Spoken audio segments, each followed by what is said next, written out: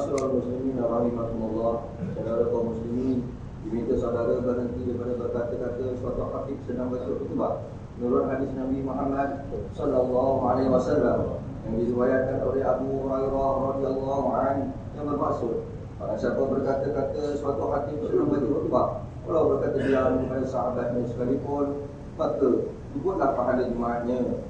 Oleh itu, hendaklah kita diam, dengar pengataan, semoga kita mendapat kebahagiaan dunia dan akhirat.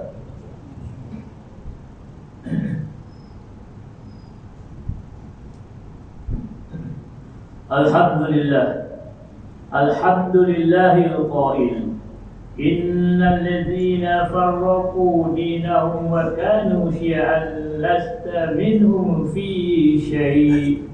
إنما أمرهم إلى الله ثم ينبئهم بما كانوا يفعلون. أشهد أن لا إله إلا الله، أشهد أن لا إله إلا الله وحده لا شريك له، وأشهد أن سيدنا محمدا عبده ورسوله.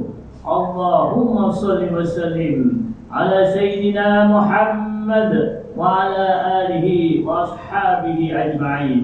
أما بعد، فيا عباد الله اتقوا الله، أوصيكم وإياي بتقوى الله، فقد فاز المتقون.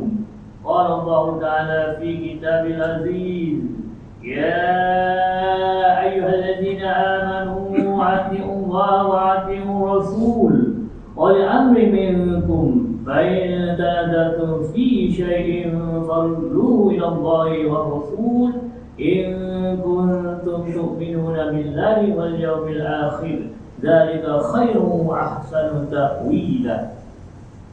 Bermaksud, wahai orang yang beriman, taatlah kamu kepada Allah dan taatlah kamu kepada Rasulullah dan kepada ulil amr, yakni orang yang berkuasa daripada kalangan kamu. Kemudian jika kamu berbantah-bantah yang berselisihan dalam sesuatu perkara, maka hendaklah kamu kembalikan kepada kitab Allah, yakni Al-Quran dan sunnah Rasulnya.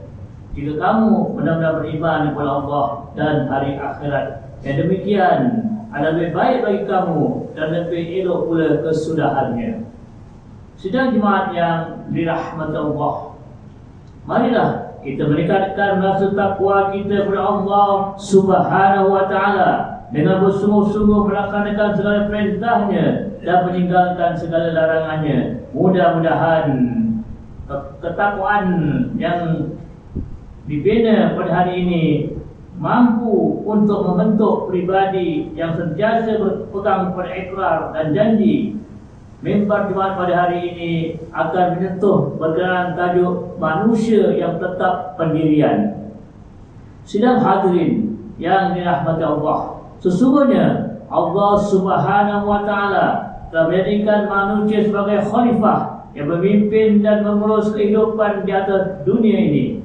Mereka telah diberikan tanggungjawab dan amanah yang besar untuk dipikul, dan amanah ini perlu dipelihara bagi memastikan bumi ini terpelihara dari sebarang bentuk musibah dan kerusakan.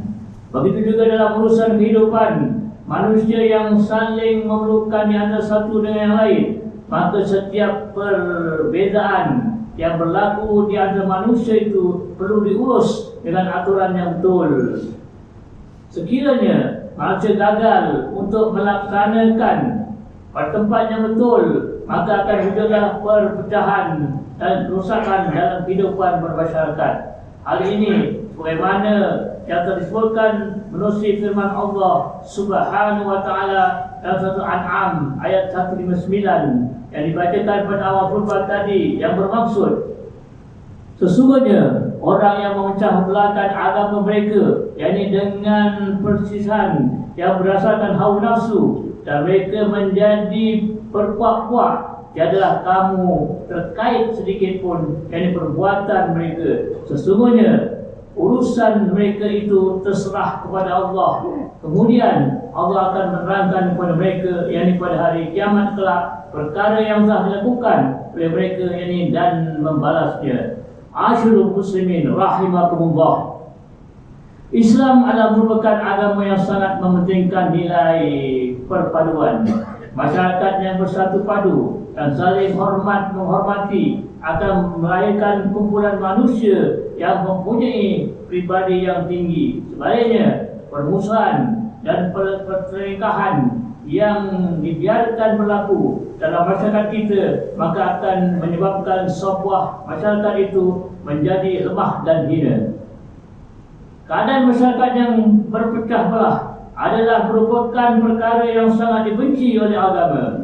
Keadaan umat Islam yang berpecah belah pada hari ini juga akan membuka jalan pada kesan buruk yang berpanjangan. Hal ini akan melemahkan umat Islam dan akan mendatangkan musibah yang lebih buruk lagi terhadap penduduk dalam sebuah negeri dan negara.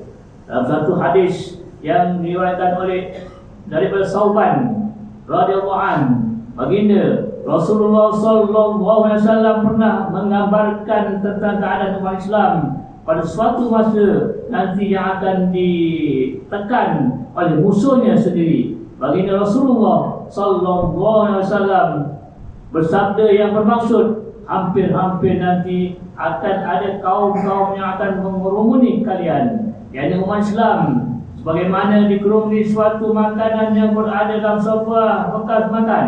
Seorang laki-laki bertanya, apakah kerana pada waktu itu cuma kami sangat sedikit? Baginda menjawab, bahkan jumlah kalian pada waktu itu sangat banyak, namun kamu itu seperti buih-buih ketika melimpahkan air banjir. Allah akan mencabut rasa takut dalam hati kamu dan akan menanamkan dalam hati kamu sifat al-wahnu. Yani ada seorang bertanya, wahai Rasulullah, apakah wahnu itu? Baginda menjawab, cinta dunia dan takut mati. Hadis riwayat Al-Imam Abu Daud. Selain melalui hadis ini, Rasulullah SAW mengingatkan kepada kita bahawa umatnya nanti pada suatu ketika akan diuji dengan tekanan demi tekanan yang akan menyebabkan mereka menjadi lemah. Tekanan ini bukanlah disebabkan oleh jumlah mereka yang sedikit. Umat Islam pada ketika itu sangat banyak. Akan tetapi jumlah yang ramai itu tidak memberi sebarang kelebihan kepada mereka. Mereka telah ditimpa satu penyakit hati yang digelar al-wahnu, iaitu penyakit cinta kepada dunia. Manusia pada ketika itu sangat lalai terhadap Tuhannya. Mereka sibuk untuk mengejar urusan dunia. Mereka berbuat-buat untuk mendapatkan pangkat dan jawatan, mengumpulkan harta kekayaan dengan banyak sehingga terpaksa bermusuhan di antara satu dengan yang lain. Sifat mendengki dan menzalimi orang lain sudah menjadi sesuatu yang biasa. Manusia pada ketika itu hidup terlalu mewah dan banyak bersukaria dengan kemewahan yang ada sehingga terlupa bahawa musuh sedang memerangkap mereka. Lalu akhirnya umat Islam akan dicerca dengan perangkap yang dipasang oleh musuhnya sendiri. Jumlah mereka sangat ramai, akan tetapi mereka tidak bersatu hati. Mereka menjadi lemah dan gagal menghadapi musuh mereka sendiri. Walaupun hakikatnya mereka itu lebih kuat. Inilah musibah yang akan berlaku sebagaimana yang telah digambarkan oleh Rasulullah sallallahu alaihi wasallam. Sidang jemaah yang dimuliakan Allah, ujian adalah satu cara untuk Allah menilai kedudukan manusia. Orang yang mampu untuk menghadapi ujian hidup dengan baik adalah mereka yang kuat hati dan jiwanya. Mereka tidak seperti orang munafik yang sering berbolak-balik hatinya. Orang yang beriman mempunyai keyakinan yang kukuh dan akidah mereka sentiasa berada pada landasan yang betul. Mereka itulah orang yang mempunyai sikap yang tegas dan tetap pendiriannya. Mereka yang tetap pendirian hidup ada mereka yang diberi kemuliaan dan kedudukan yang tinggi di sisi Allah Subhanahu wa taala. Kedatangan Islam menerusi wahyu yang disampaikan kepada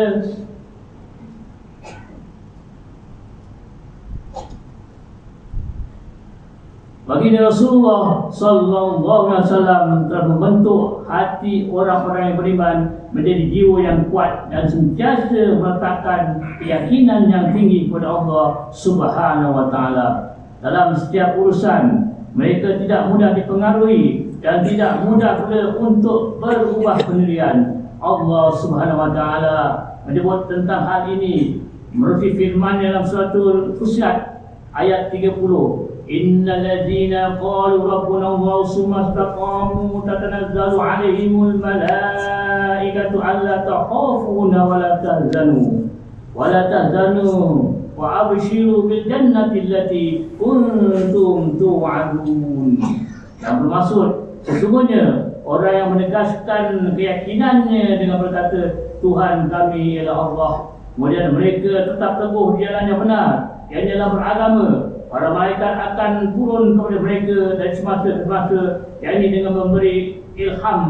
Janganlah kamu bimbang, yakni berlakulah perkara yang tidak baik terhadap kafir kamu, dan janganlah kamu bersedih. Terimalah berita gembira bahawa kamu akan beroleh syurga yang telah dijanjikan kepada kamu. Saudara-saudara sidang hadirin yang dirahmati Allah, sebagai kesimpulan bagi mengakhiri khutbah kita pada hari ini, member ingin menyuruh kepada semua jemaah yang hadir agar kita sama-sama melihat kembali keadaan diri kita dengan penuh kejujuran. Adakah kita ini seorang yang tegas pada diri kita sendiri dan tetap pendiriannya, atau kita ini tidak ubah seperti orang-orang munafik yang mana kata-kata yang keluar dari mulutnya berbeza dengan apa yang ada di dalam hati. Renungkanlah bagaimana Allah Subhanahu wa taala menghukum umat yang terdahulu dan tindakan mereka yang lalai terhadap tanggungjawab dan tidak jujur terhadap amanah yang diberikan. Firman Allah Subhanahu wa taala dalam surah Al-A'raf ayat 3 dan 4, ittabi'u ma unzila ilaikum min rabbikum wa la tattabi'u min dunihi awliya qalilan ma tadhakkarun wa kam min qaryatin ahlaknaha faja'a ba'suna bayatan aw hum qailun.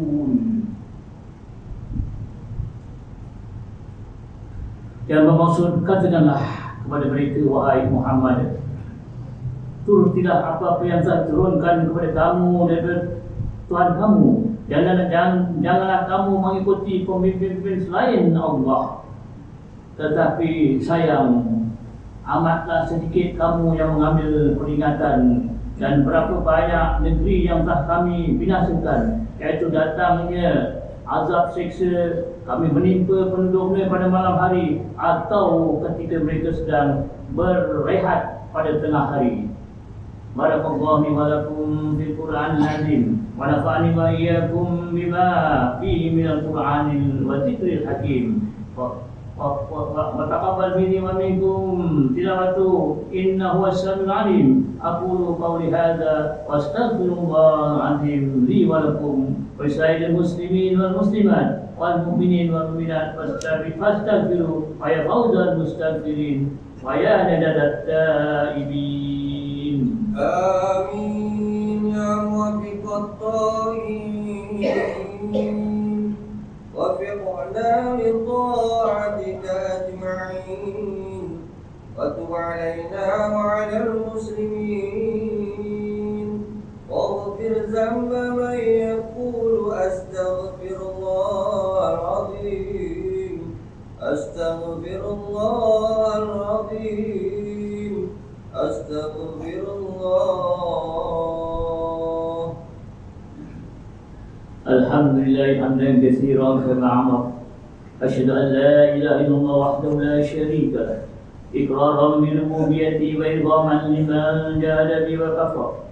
Wa asyhadu anna sayyidina Muhammadan sayyidul bashar. Sallallahu alaihi wasallam ala sayyidina Muhammad wa ala alihi wa sahbihi tasar ainun bi nazar. Wa a'udzu bi khabar amma ba'd. Ya ibadallah, ittaqullaha fi ma amar wa antahu amma nahukum anhu wa zajar. Wahai hamba Allah, Ingatlah bahawa dunia ini adalah tempat tumpangan untuk sementara. Akhirat pula adalah tempat yang kekal untuk selama-lamanya. Oleh itu, marilah kita bertakwa kepada Allah untuk mendapatkan kebahagiaan serta menyelamatkan diri daripada siksa api neraka. Allah berfirman dalam surah Al-Ahzab ayat 56, Inna Allah wa malaikatahu yusalluna 'alan nabi ya ayyuhalladzina amanu sallu 'alaihi wa sallimu taslima. Bermaksud sesungguhnya Allah dan malaikat berselawat yang memberi segala penghormatan dan kebaikan kepada Nabi Muhammad sallallahu alaihi wasallam. Wahai orang yang beriman, bersolatlah kamu padanya serta berucapkanlah salam sejahtera dengan penghormatan yang sepenuhnya. Allahumma salli wa sallim ala sayyidina Muhammad wa ala ali sayyidina wa maulana Muhammad. Marilah kita bermohon kepada Allah Subhanahu wa taala, semoga Allah memeridai khalifah Rasulullah sallallahu alaihi wasallam, yaitu Sayyidina Abu Bakar Siddiq radhiyallahu anhu, Sayyidina Umar bin Khattab radhiyallahu anhu, Sayyidina Utsman bin Affan radhiyallahu anhu, dan Sayyidina Ali bin Abi Thalib radhiyallahu anhu, dan sahabat-sahabat kita yang sama-sama berjuang menegakkan agama Allah yang maha suci ini radhiyallahu anhum. Seterusnya kepada bapa saudara junjungan kita Sayyidina Hamzah dan Sayyidina Abbas radhiyallahu anhuma, cucu-cucu baginda Sayyidina Hasan dan Sayyidina Husain radhiyallahu anhuma, putri-putri baginda Sayyidatuna Fatimah Zahra dan lainnya radhiyallahu anhunna, istri baginda Sayyidatuna Khadijah, Sayyidina Aisyah dan lain-lainnya radhiyallahu anhunna, pada sekalian keluarga, sahabat-sahabat, pengikut sahabat radhiyallahu anhum, dan yang menuruti mereka itu dari semasa terada hingga hari kiamat. Allah fil muslimin wal muslimat wal mu'minin wal mu'minat al ahya'i minhum wal amwat.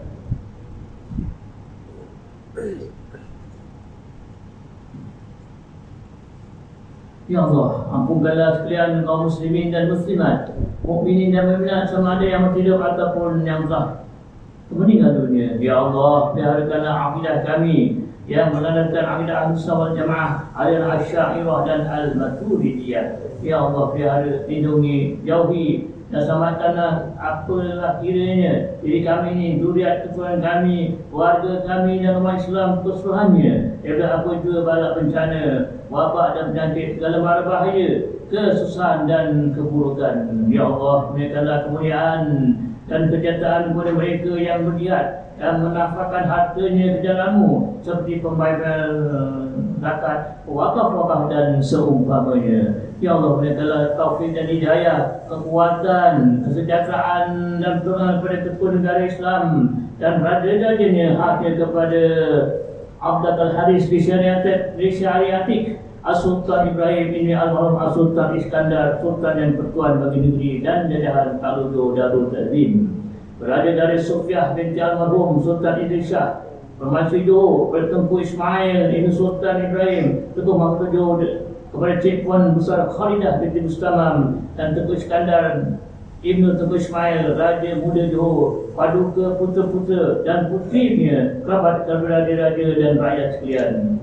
Allahumma a'idal Islam wal muslimin wa dhulil kafat wa muqtadi sayyi'ah wal musyrikin wa kullaman huwa a'dumu lid-din. Allahumma farihum al muslimin wa qidayna 'an madinin wa ahsin khalasal masjudin waj'al hadha balda aminan mutma'inna rahiyan wa sa'ira biladil muslimin. Amin ya rabbal alamin. Allahumma adkhilna wa dhurriyyatina wa usulana wa waf'ana jannat al-abrar ya aziz ya ghaffar ya rabbal alamin.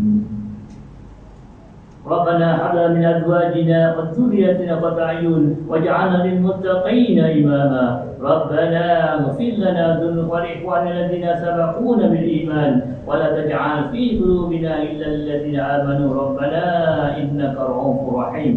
ربنا آتنا في الدنيا حسنة وفي الآخرة حسنة وقنا عذاب النار والحمد لله رب العالمين. عباد الله، إن الله يأمر بالعدل والإحسان وإيتاء ذي القربى وينهى عن الفحشاء والمنكر والبغي يعظكم لعلكم تذكرون. فاذكروا الله العظيم يذكركم washkuru ala ni'amihi yazidkum wa dzikrullahi akbar wallahu ya'lamu ma tasna'un. Aqimis shalah.